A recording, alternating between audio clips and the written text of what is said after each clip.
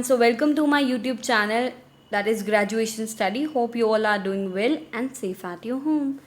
So guys, मैंने अपनी पहले वाली वीडियो में दैट इज़ पार्ट 2 में मैंने यहाँ इस पॉइंट तक डिस्कस किया था कि जो ऑडिटर होता है उसको क्या रिटायरिंग ऑडिटर को जो वो रिप्रेजेंटेशन भेजता है वो कंपनी को किसको देनी होती है आगे मेंबर्स को कि उसने रिप्रेजेंटेशन भेजी थी, वो फैक्ट को बताना पड़ता है और उसकी कॉपी भी हर एक मेंबर को दी जाती है जिसको पहले हमने नोटिस ऑफ मीटिंग भी दिया था। ठीक है, ऑब्वियसली मीटिंग जो होगी उसका नोटिस जो दिया था उन्हीं मेंबर्स को हमें फिर से उस रिप्रेजेंटेशन की कॉपी भी क्या करनी है, प्रोवाइड करनी है।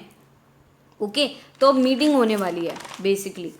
तो वो कहते हैं मीटिंग होने वाली है तो क्या करना है, if due to default of the company or if the copy of representation is not sent as aforesaid, the auditor may require that representation shall be read out at the meeting। वो कहना चाहते हैं कि अगर by chance company ने members को representation नहीं भेजी, ठीक है, डिफ़ॉल्ट ऑफ द कंपनी, यहाँ पर किसका डिफ़ॉल्ट है, कंपनी का बेसिकली डिफ़ॉल्ट है कि उसने नहीं भेजी। रिटायरिंग ऑडिटर ने तो भेजी थी लेकिन कंपनी ने आगे नहीं भेजी, तो डिफ़ॉल्ट किसका हुआ, कंपनी का।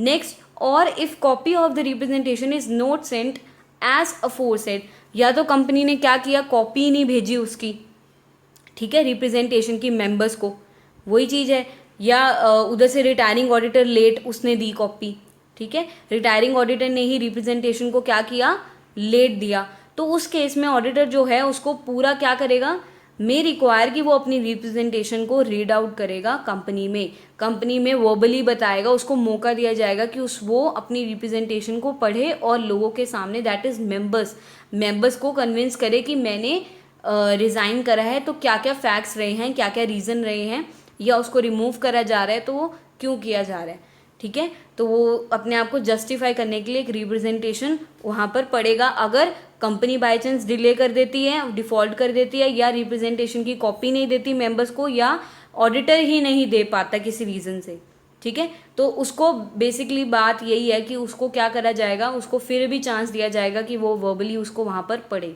मेंबर्स के सामने।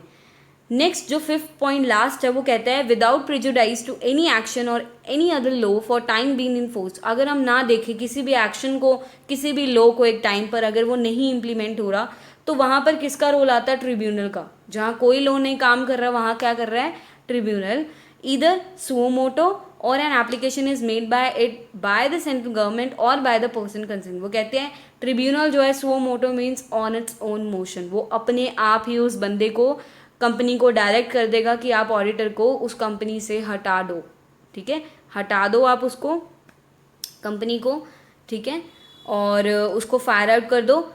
और क्या कर सकता है, या तो सेंट्रल गवर्नमेंट ने एप्लीकेशन दी हो उसको, ठीक है, ट्रिब्यूनल को कि आप करो किसी रीजंस की वजह से, जो भी रीजंस दिए गए हैं जो सेंट्रल गवर्नमेंट देगी उस रीजंस की वजह से, और बाय पर्सन कंसर्न, और कोई भी कंपनी का अगर कोई पर्सन देता है उसे तो उसको रिमूव करना पड़ेगा उसको। So if it is satisfied that the auditor of a company has directly और indirectly acted in fraudulent manner direct the company to change this auditor. वो वहाँ पर अगर ये सेटिस्फाई हो जाता है, प्रूव हो जाता है कि ऑडिटर ने इनडायरेक्टली या डायरेक्टली एक्ट किया है फ्रॉडुलेंट मैनर में कंपनी को धोखा देने के लिए, ठीक है, मिसचीफियस ऑब्जेक्टिव के साथ, तो वहाँ पर वो कंपनी को डायरेक्ट कर देगा कि आप तुरंत अपना ऑडिटर को चेंज कर लो। ओके, सो आई होप यहाँ तक 5 पॉइंट्स ये बिल्कुल क्लियर होंगे, ठीक है। तो आप कंसेप्ट क्लियर करना चाहते हो तो पूरी वीडियो अच्छे से देखना एंड तक। ओके, सारी वीडियोस को कवर करो जो इसके सारे तीनों पार्ट्स हैं। यहाँ पर नोट दिया गया है after passing of an order the auditor can not be reappointed for 5 years in the company. Obviously अगर उसको हम क्या कर रहे हैं, एक्सपेल कर रही है कंपनी उसको ट्रिब्यूनल के ऑर्डर पर, तो वो नेक्स्ट 5 years तक वो किसी भी कंपनी में अपॉइंट नहीं हो सकता, चाहे वो है चाहे दूसरी कंपनी है, वो 5 साल तक किसी भी कंपनी में क्या कर अपॉइंट नहीं हो सकता, रीअपॉइंट दोबारा से, ठीक है।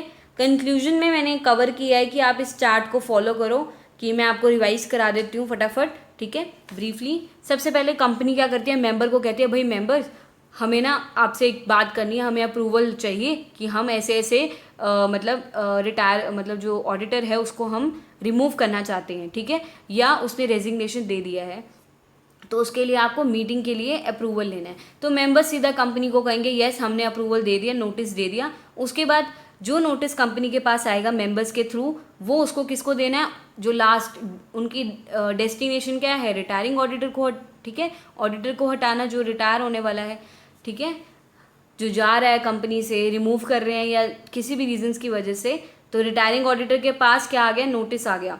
फिर कंपनी रिटायरिंग ऑडिटर को वो नोटिस दे देगी, फिर रिटायरिंग ऑडिटर पढ़ेगा उसको, फिर उसको क्या करेगा, वो रिटायरिंग ऑडिटर अपनी रिप्रेजेंटेशन को लिखेगा राइटिंग में और वो किसको दे देगा, फिर से कंपनी के पास कि येस आप ये क्या कर दो, नोटिफाई कर दो मेंबर्स को कि मैंने ये अपने आप को रिप्रेजेंट करा है राइटिंग में जो मैंने लिखा है।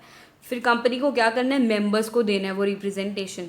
तो मैंने आपको बताया था वो मेंबर्स को देना है। फिर डिफ़ॉल्ट अगर हो जाता है तो उसके बाद उसको फिर भी अपॉर्चुनिटी मिलेगी कि वो रेड आउट करे कंपनी में, कंपनी की मीटिंग में अपनी रिप्रेजेंटेशन को, ठीक है। तो ये आपको चार्ट फॉलो करना है अच्छे से, जिसके थ्रू आप फटाफट अपने माइंड में इस कंसेप्ट को क्लियर कर सकते हो, ठीक है। So please do follow this chart to make your जो कंसेप्ट है स्ट्रॉन्ग वन, ओके।